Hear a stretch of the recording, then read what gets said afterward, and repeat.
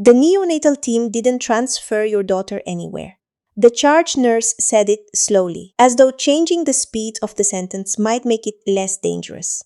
I was sitting upright in a bed at Fort Calder Medical Center, one hand pressed against the burning incision beneath my gown. An empty plastic bassinet stood beside the window. Its identification card had been removed, leaving 2 strips of torn tape on the clear frame. My daughter had been born 27 hours earlier during an emergency cesarean section. I remembered one thin cry before the anesthesiologist told me they needed to put me fully under.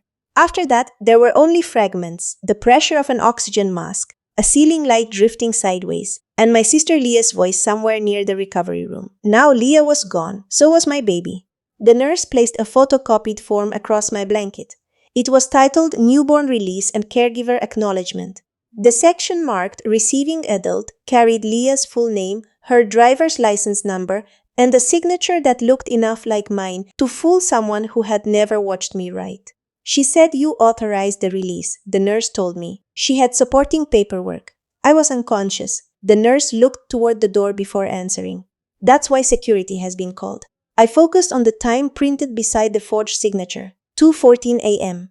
At 2:14, I had been in intensive recovery, receiving medication that made it difficult to speak, much less sign a legal document. Leah had not simply taken my daughter. Someone inside that hospital had helped her leave, and the first person who tried to explain why was my husband. Evan arrived less than 10 minutes later wearing the same gray sweater he had worn during my surgery. He stopped when he saw the form on my bed. For 1 second, neither of us spoke. Then he asked the nurse, "Why did you give her that?" Not "Where is the baby?" Not "What happened?" "Why did you give her that?" The charge nurse straightened, "Mrs. Hale is the patient and the child's mother." Evan crossed the room and reached for the paper. I pulled it against my chest. "Tell me where Nora is." He rubbed both hands over his face. "She's safe." My daughter had been alive for barely a day, and he was already speaking about her as if safety were something I had failed to provide. Where? With Leah. The incision tightened as I shifted toward the edge of the bed. "Bring her back. You need to listen before you decide this is some kind of kidnapping." The word had come from him, not me. A security officer entered with the hospital administrator and asked Evan to step away from the bed. He obeyed, but his expression changed, not to fear exactly. It was the exhausted look of a man whose plan had become inconvenient. The administrator explained that the infant release had been processed shortly before the night shift changed. Leah had presented a notarized caregiver authorization and claimed I had experienced a psychiatric crisis during pregnancy. According to the document, I had agreed that she would care for Nora until I completed an evaluation. I had signed no such authorization. I had never been treated for a psychiatric crisis. But 6 weeks earlier, after a difficult search and rescue mission with my Air National Guard unit, I had admitted to Evan that I was having nightmares. I had asked him to help me find a counselor after the baby was born. He had turned that private admission into evidence against me. "Was Nora medically cleared to leave?" I asked. The administrator hesitated. "Yes, she passed her newborn screenings." "Who removed her identification band?" "We're reviewing that." I looked again at the empty bassinet. My own wrist still carried the matching band, the numbers printed in faded blue. Evan lowered his voice. "Leah was supposed to keep her for 2 days, just until you were stable. I was recovering from surgery. You were confused. You kept asking whether the baby was breathing.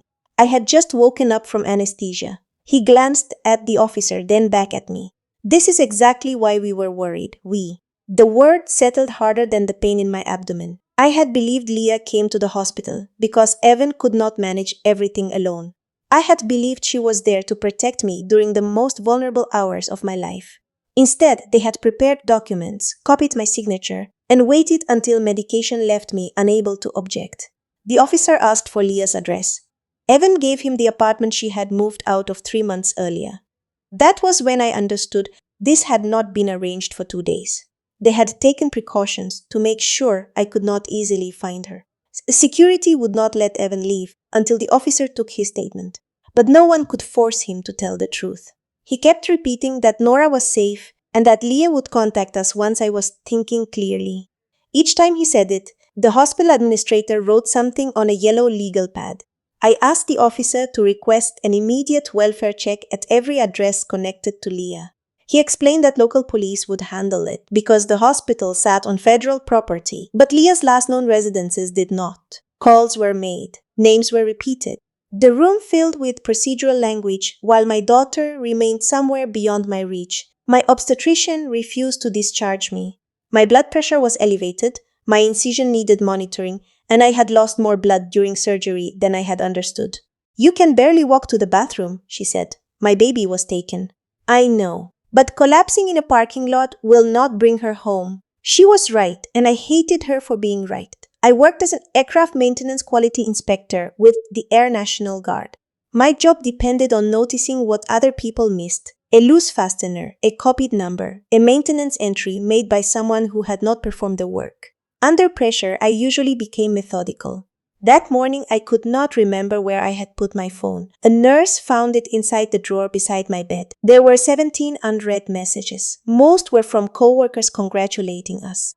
2 were from my mother asking for pictures. 1 had arrived from Leah at 1:06 a.m. "I'm taking care of what you asked me to do. Rest." I had never asked her to take Nora.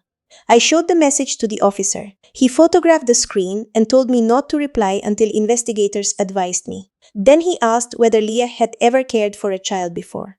"She teaches 4th grade, Evan answered from across the room. "She knows what she's doing." The officer looked at me instead. "She has no children," I said. "And she has never kept a newborn overnight." Evan's mouth tightened. Our marriage had not been easy during the pregnancy. My schedule was irregular, and his small construction business had lost 2 major contracts.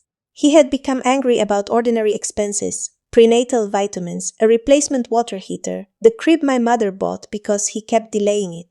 I told myself he was frightened about money. When he started taking calls outside, I assumed they were from creditors. When he asked me to add Leah as an emergency contact at the hospital, I thought he was being practical. My mother lived 3 states away. Leah lived 20 minutes from us. The warning signs had looked like concern because I wanted them to. 3 weeks before Nora's birth, I came home early and found Leah's canvas weekend bag in the back seat of Evan's truck. She said her car had broken down and he had driven her to work. I believed them. Now, while the police checked Leah's former apartment, I called my mother and asked whether she knew where Leah might go.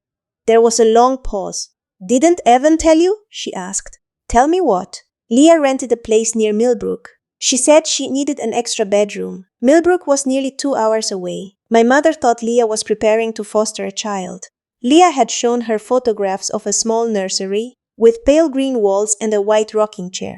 She had even asked which infant formula I planned to use, claiming she wanted to keep some at her apartment for visits.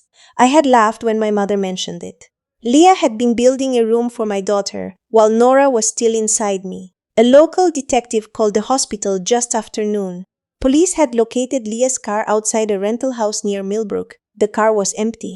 Inside the back seat, they found the canvas weekend bag, a package of newborn diapers, and the hospital blanket Nora had been wrapped in after delivery. But Leah and my daughter were already gone.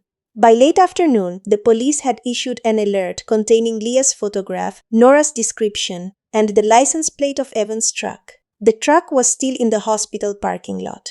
That detail mattered because Leah's car had been found in Millbrook. Someone else had driven her away from the rental house, and Evan insisted he had not left the hospital since my surgery. The security cameras supported part of his story. He had entered the maternity wing at 8:41 the previous evening and had not exited through the main lobby. But Fort Calder's medical complex had service corridors, staff entrances, and an underground passage connecting the hospital to an older outpatient building. The footage from one loading entrance had been unavailable for maintenance since midnight. I did not know whether that was coincidence or planning. I had learned the difference between suspicion and proof through years of inspecting aircraft records, but lying in that bed, the distinction felt unbearable. I made my first bad decision just after 5. Against the detective's advice, I called Leah. The call went straight to voicemail. "You have 10 minutes to bring Nora back," I said. "After that, I will tell the police everything I know about you and Evan." It was a bluff. I did not know everything. I barely knew anything. My voice cracked before I ended the call, and I hated that she would hear it. The detective assigned to the case was Marisol Vega, a compact woman with tired eyes and a habit of listening several seconds longer than most people found comfortable. She arrived at the hospital carrying a paper cup of coffee she never drank. "You gave her a deadline," she said after I admitted what I had done. "I wanted her to panic. Panicked people move faster. Sometimes that helps us. Sometimes it makes them disappear." I looked away. She did not lecture me. She asked for access to my phone records, shared financial accounts, and the family calendar Evan and I used. She also asked whether Leah had any connection to someone with medical training. "She dated a paramedic last year," I said. "His name was Grant." Evan spoke from the chair near the wall. "They broke up." Vega turned toward him. "Last name?" He claimed he did not remember. I did. Grant Mercer had attended Thanksgiving at our house. He worked private ambulance transport and had spent most of dinner complaining about hospital staff treating him like a delivery driver. Leah had defended him long after he left. Vega stepped into the hallway to make a call. 20 minutes later, she returned and asked Evan to stand. An officer escorted him to another room for a formal interview. He looked at me as he passed the bed. "You're making this worse." "No," I said. "I'm finally looking at it." Once he was gone, my friend Tessa arrived from the base. She worked beside me in quality assurance and had covered 2 of my inspections during the last month of pregnancy. She brought my laptop, a phone charger, and the black notebook I used for maintenance discrepancies. She did not tell me to stay strong. She plugged in the charger and asked, "What do we document first?" That was why I trusted her. We created a timeline, beginning with Leah's move to Millbrook. Tessa searched through photographs I had taken during the pregnancy while I reviewed our shared bank statements through my own account access.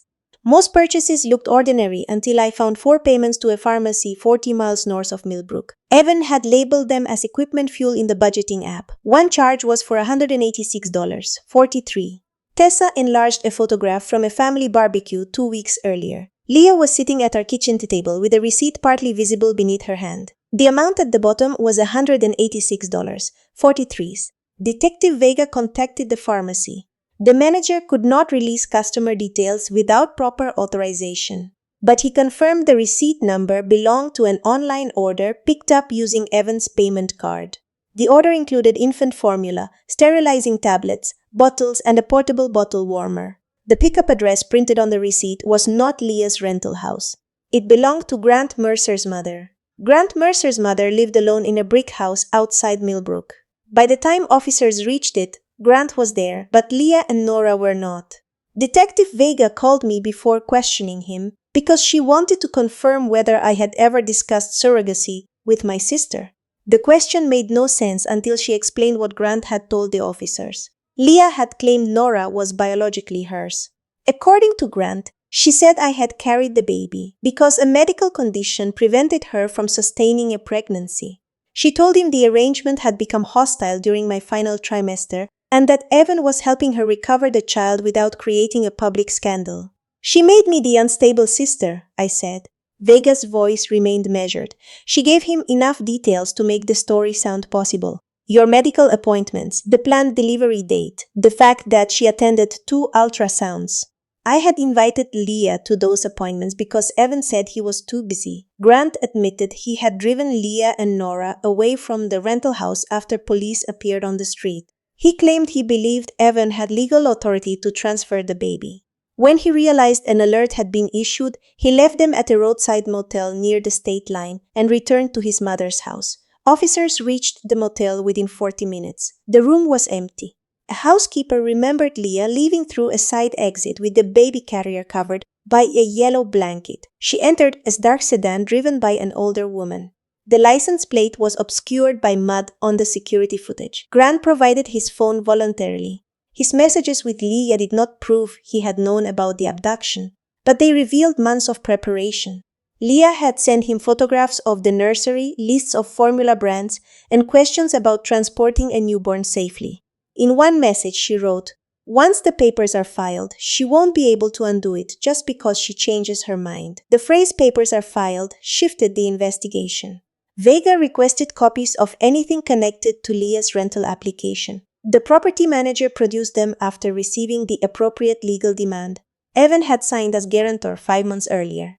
On the occupancy form, Leah listed herself, Grant, and one expected infant. The infant's anticipated move-in date was 2 days after my scheduled delivery. Evan had helped her prepare that home before he claimed to know anything about it. Tessa and I returned to our shared financial records. We found monthly transfers to a company called Northbridge Family Consulting. The amounts were small enough to resemble routine business expenses.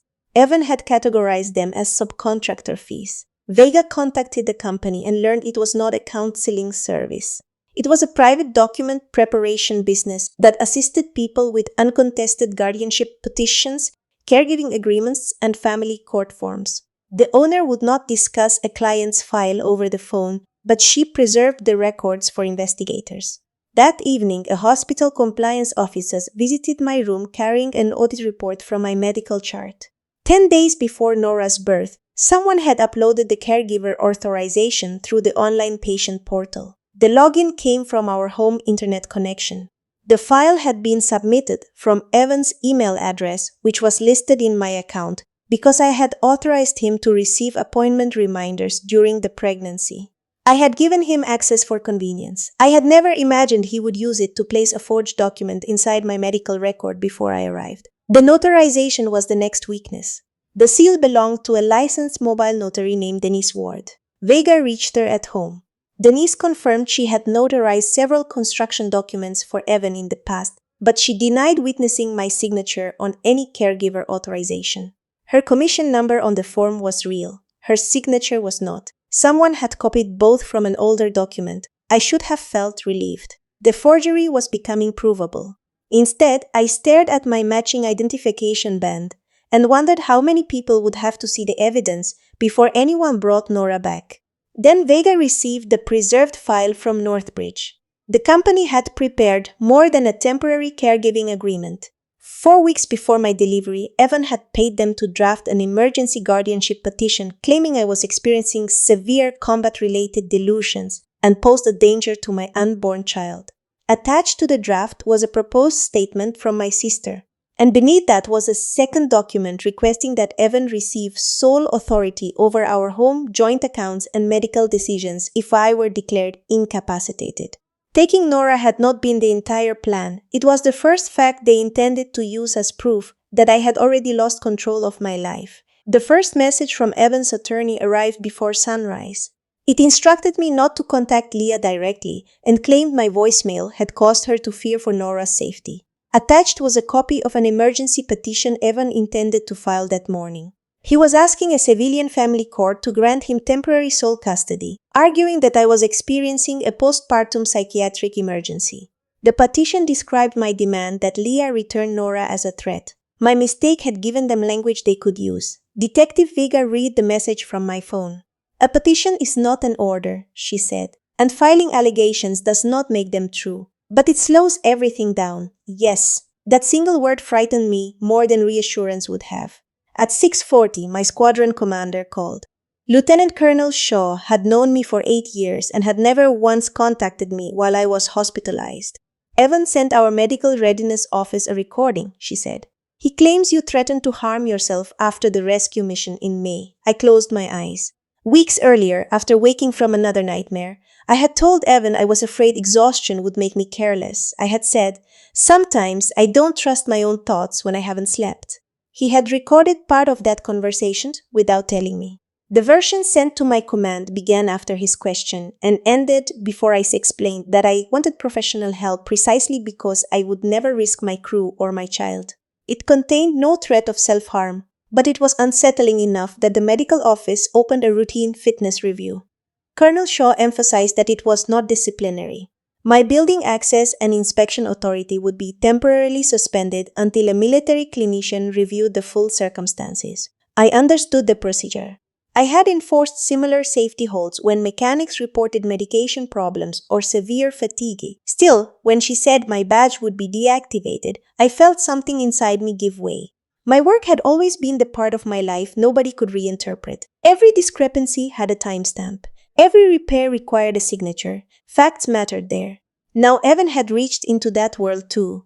Tessa sat beside me while I removed my badge from my hospital bag. She placed it inside the black notebook without saying anything. At 8, the police located Leah. A highway patrol officer recognized the sedan from motel footage at a 24-hour truck stop 70 miles north of the state line. Leah was inside a restroom changing Nora on a folding counter. The older woman driving the car was a retired teacher from Lee's school who believed she was helping a mother escape an abusive relative. Nora was alive. She was taken by ambulance to the nearest pediatric hospital for evaluation. Leah was detained for questioning, though Vega warned me that charging decisions would depend on what investigators could prove about her intent and the documents she had been given. I expected relief to lift me out of the bed. Instead, my hands shook so badly that a nurse had to hold the cup while I drank water. Then the hospital social worker entered. Because Evan's emergency petition alleged that I was medically unstable, and because Leah claimed she believed she had lawful authorization, Child Protective Services wanted a safety assessment before Nora was released to either parent. Until that happened, she would remain under hospital supervision. I could see her through a secure video call, but I could not hold her. A pediatric nurse positioned the camera above the bassinet. Nora slept with one fist against her cheek. A faint red mark circled her ankle where the original identification band had been removed. "I'm here," I told her, though she could not understand me. "I'm still here." Evan appeared in my doorway while the call was ending. An officer stood behind him. He looked at Nora's face on the screen, and for the first time since I woke, his expression broke. "I thought Leah would stay at the house," he said. "I didn't know she would run." That was not innocence. It was an admission that he had expected her to take my daughter somewhere. I wanted to throw the phone at him. I wanted every nurse, officer, commander, and relative to hear exactly what he had done. Instead, I saved the video call record, handed Vega the attorney's message, and asked Tessa to begin a second timeline. Public anger would give Evan more recordings. Documentation might give Nora back to me. Leah asked to speak with me from the county interview room. Detective Vega recommended against a direct call, so she recorded Leah's statement and brought the permitted portion to the hospital. I expected excuses. Instead, I heard my sister crying so hard that several words disappeared beneath her breathing.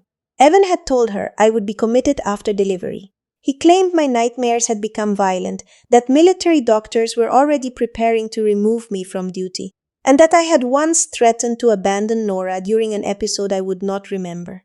He warned Leah that if she refused to cooperate, our daughter could enter temporary foster care while my condition was evaluated. None of it excused taking Nora across the state line, but it explained why Leah had spent months preparing a nursery.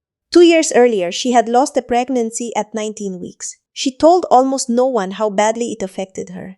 I knew she had miscarried, but I had accepted her insistence that she did not want to discuss it. When she began attending my appointments and buying small gifts, I mistook obsession for generosity, because acknowledging anything darker would have forced me to confront her pain. Evan had confronted it, then he had used it. According to Leah, he promised she could become Nora's temporary guardian while I received treatment. He told her I had privately agreed but was too ashamed to discuss it openly. The signature pages were already completed whenever he showed them to her. I knew she hadn't signed in front of me, Leah admitted on the recording. But he said the originals were with the lawyer. Vega stopped the audio. She knew enough to question it, I said. Yes. She still removed Nora's band. Yes. There would be no clean version in which Leah became another victim and nothing more. She had ignored every opportunity to call me, my doctor, or our mother. When police arrived at the rental house, she ran. Grief had made her vulnerable. It had not made her helpless. The next discovery came from Northbridge's intake records. Evan had contacted the company alone. The consultant had repeatedly warned him that its forms did not create legal authority without valid signatures, proper filing, and judicial review. Those warnings appeared in 3 emails. He continued anyway. He also asked questions that had nothing to do with Nora: whether a spouse could manage property during temporary incapacity, whether a pending mental health evaluation would affect a homeowner's ability to object to refinancing, and how quickly a guardian could gain access to joint funds. Northbridge refused to advise him and suggested he consult an attorney. Instead, he altered its draft forms himself. Tessa found the financial reason that evening. Our mortgage account showed a pending request for a home equity loan of $142,000. The electronic application carried my name, my income, and a scanned copy of my military identification. I had never applied. The lender's fraud department preserved the submission, and froze the request. The application listed the purpose as business consolidation. Evans' construction company owed suppliers, payroll taxes, and equipment lenders nearly twice what he had admitted to me. The planned closing date was the Monday after Nora's birth. If I returned home alert and capable, I could stop it. If I remained hospitalized while relatives and doctors questioned my stability, Evan could argue that delays threatened our finances. He had tried to create a crisis in which taking control looked responsible. I had spent months believing his secrecy came from shame about a struggling business. That was my blind spot. I treated concealment as embarrassment because marriages sometimes survive embarrassment. They do not survive calculated erasure. The hospital's internal review provided one more reversal. No employee had secretly joined Evan's plan. A night shift clerk had seen the authorization already stored in my chart, checked Leah's identification, and followed an incomplete release process without calling my physician. It was serious negligence, but not conspiracy. The enemy was smaller than I had imagined. He was also closer. Vega placed a copy of the loan application beside the forged discharge form.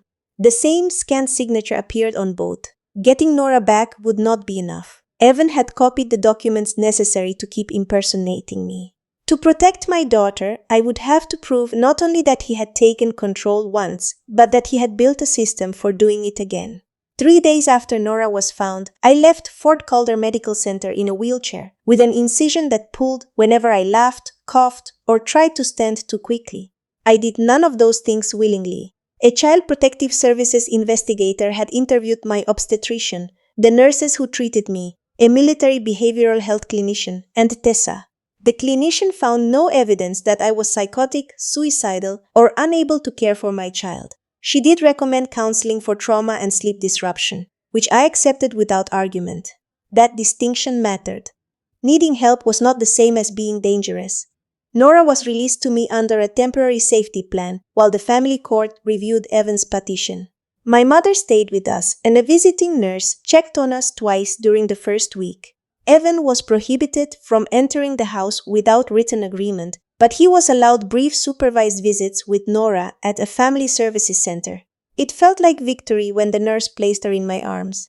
Then Nora began screaming. She was hungry, overtired, and surrounded by unfamiliar voices. I knew that logically. Still, I heard rejection in every cry. I had missed her first days. Leah had fed her, changed her, and carried her while I stared at an empty bassinet. That night, I placed Nora's crib beside my bed and watched her chest until dawn. Each time she shifted, I reached through the rails to touch her blanket. My mother found me sitting there at 5 in the morning. "You have to sleep," she said. I did sleep. That's when they took her. She did not tell me the danger was over. She pulled a chair beside mine and stayed until sunlight reached the crib. Over the next 6 weeks, my life became a sequence of appointments, records requests, and supervised exchanges.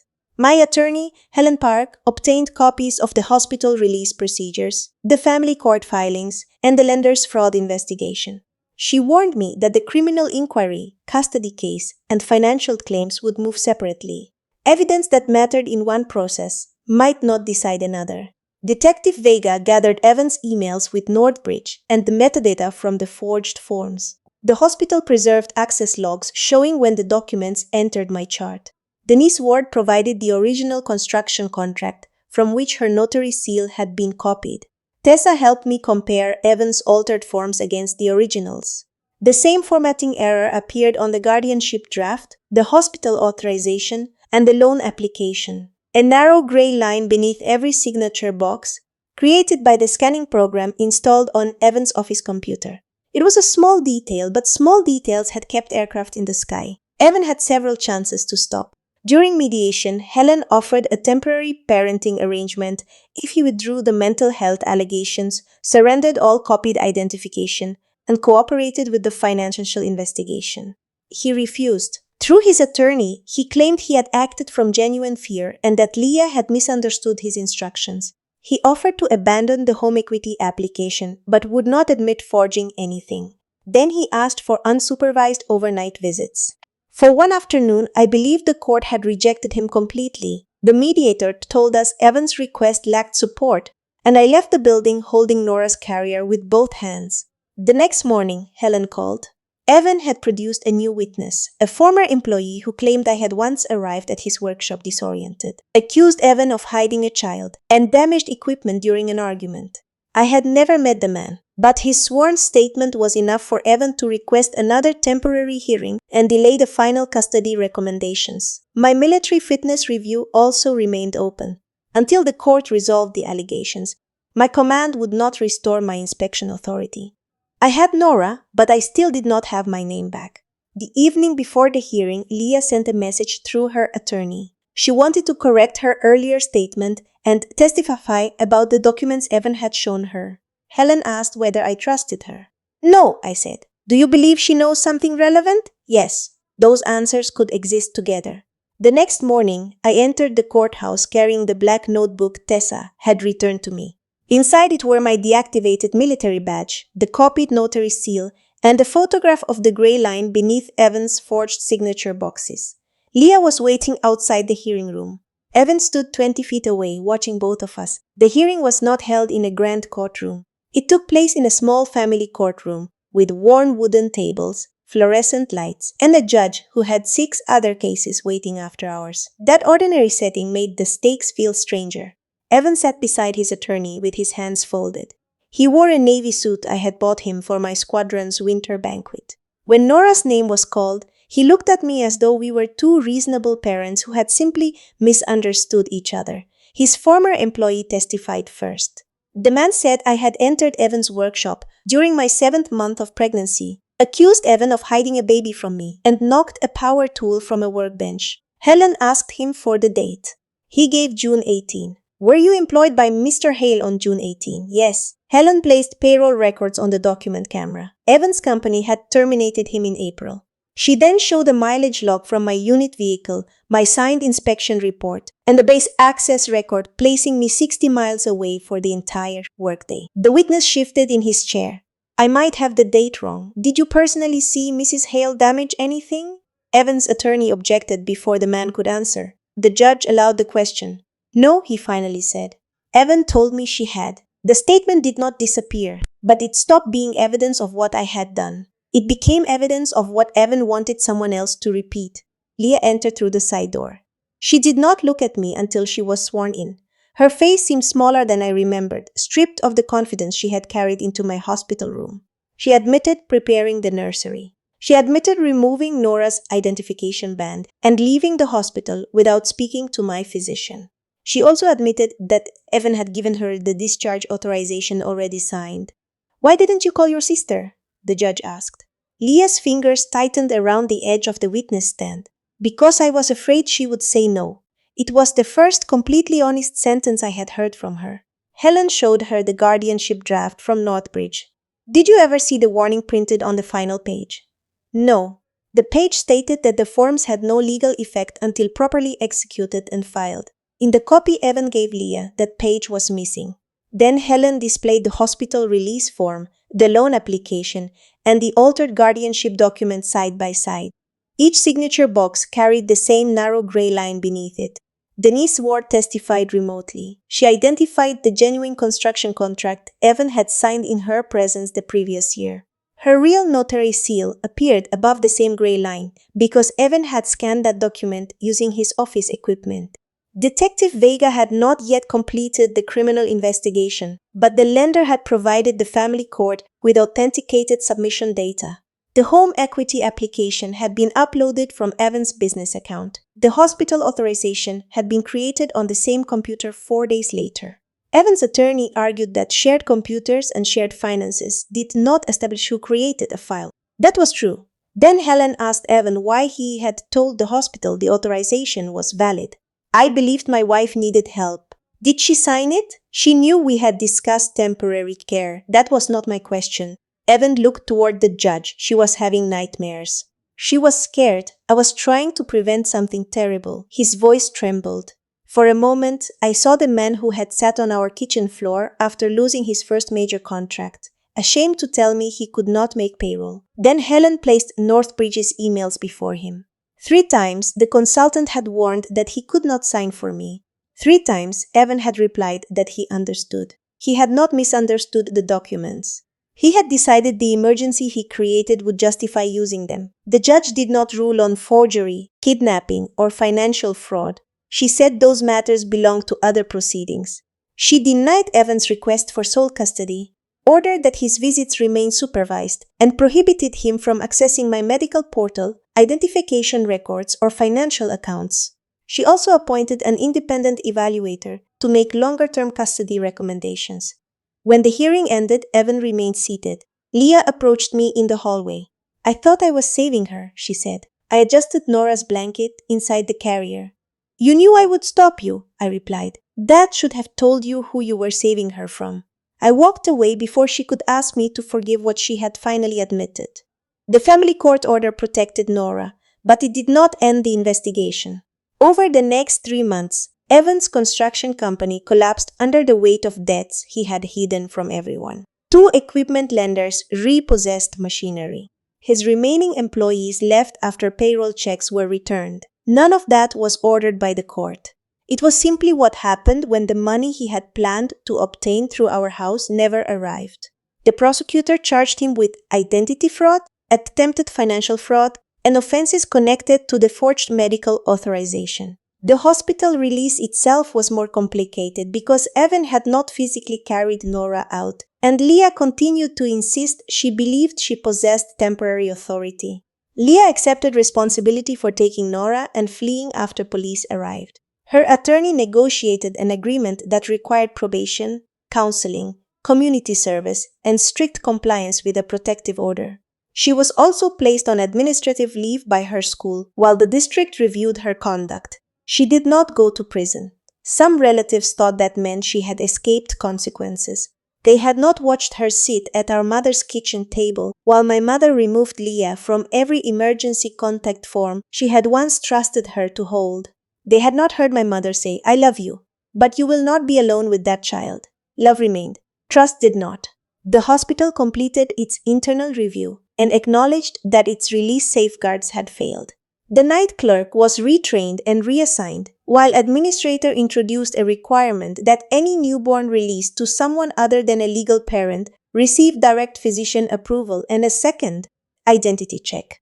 Their written apology arrived in a thick envelope. I read it once and placed it beneath Nora's birth records. It could explain how the hospital failed. It could not return the hours when I did not know whether my daughter was warm, fed, or alive. My military fitness review closed after an independent evaluation and access to the full unedited recording Evan had made. My inspection authority was restored, though I did not return immediately. I used the remainder of my medical leave and began meeting with a trauma counselor twice a week. The first night I slept for 4 uninterrupted hours. I woke in panic and rushed to Nora's crib. She was awake, staring at the mobile above her head. When she saw me, she kicked both feet and made a sound that was almost a laugh. That was the first time sleep stopped feeling like abandonment. The custody evaluator recommended that Evan's contact remain supervised until he completed counseling and the criminal case progressed. He was permitted to receive photographs and medical updates through a parenting application, but he could no longer contact me directly. At our final property exchange, a deputy stood nearby while Evan removed his clothes and tools from the garage. He looked thinner. The confidence he had carried into court had disappeared, leaving behind a tired man surrounded by cardboard boxes. "I never wanted Leah to leave the state," he said. I watched him place our spare house key inside a clear evidence bag. "You wanted her to take Nora. I thought I could fix the business before you found out. You tried to make everyone believe I was sick so you could control what belonged to both of us." His eyes dropped to the bag. "I was scared of losing everything. You chose what to lose." He nodded once, but I did not know whether he accepted the truth or had simply run out of arguments. I did not forgive him. I also did not need him to understand me before I could protect my daughter. The deputy handed me the sealed bag after Evan left. Inside were 2 house keys, a copied military identification card, and the small silver key to Nora's original nursery. I replaced every lock anyway. 7 months after I woke beside the empty bassinet, Nora sat in a high chair in my kitchen and crushed a piece of banana between her fingers. She examined the mess with the seriousness of someone reviewing evidence. Then she wiped it across her cheek. I laughed before I could stop myself. The sound pulled slightly at the scar beneath my clothes, though the pain had faded into something I noticed only when I moved the wrong way. Nora responded with a wide, toothless smile and slapped the tray. Our mornings were ordinary now. Bottles drying beside the sink, a diaper bag permanently half-packed near the door. My mother calling every evening and pretending she only wanted to hear my voice, not Nora's latest sounds. I had returned to the base on a reduced schedule before resuming my full inspection duties. On my first day back, Tessa placed the black notebook on my desk with a new pen clipped to its cover. My military badge was active again. I no longer carried it as proof that I was trustworthy. I carried it because it opened the doors required for my job. Those were not the same thing, and learning the difference had taken months. The criminal case ended without a dramatic trial. Evan pleaded guilty to identity fraud and attempted financial fraud after forensic examiners connected the altered files to his office computer and recovered drafts from a backup account. He received probation, restitution obligations, restrictions on financial activity, and a suspended jail sentence conditioned on compliance. The custody court kept his visits supervised. He saw Nora twice a month at the family center. Reports described him as attentive but emotionally guarded. I did not interfere with those visits, and I did not pretend they repaired what he had done. Our divorce became final in early spring. The lender released its claim, and the court awarded me temporary possession of the house while the remaining property issues were resolved. The business debts stayed with Evan, where records showed they belonged. Leah completed counseling and the requirements of her agreement. She sent Nora birthday gifts through our mother, but I returned the first two unopened. On Nora's 6-month birthday, Leah sent only a card. Inside she wrote, "I understand that loving her does not give me the right to enter her life." I kept the card. Keeping it was not forgiveness. It was an acknowledgement that, for once, my sister had named the boundary correctly. That afternoon, I took Nora to Fort Calder for a routine pediatric appointment. The maternity wing was 1 floor above us. I had avoided that elevator since my discharge, but when the doors opened, I saw the hallway where security had questioned Evan and where I had first learned Leah's new address. My body remembered before my mind did. My grip tightened around the stroller handle. Nora looked up at me and kicked one socked foot against the blanket. I did not go upstairs. I did not need to prove that I could. At home, I opened the small memory box, where I kept her hospital bracelet, the apology letter, and the first photograph taken after she was returned to me. The bracelet had been replaced after Leah removed the original one. My matching band was still attached to the discharge paperwork. Beside them, I placed the handprint Nora's pediatrician had made that morning.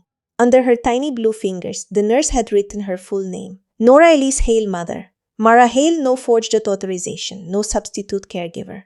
No one else's name occupying the place where mine belonged. Nora would grow up knowing that members of her family had made choices that damaged us. I would not invent a gentler history, but I would wait until she was old enough to understand it. Until then, my responsibility was simpler. Feed her, protect her, keep my promises, and let ordinary days teach her that waking up did not have to mean discovering someone was gone.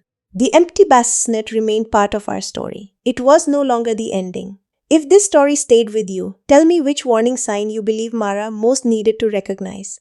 And if you value stories about women who protect their families through patience, evidence, and difficult boundaries rather than easy revenge, join me for the next story.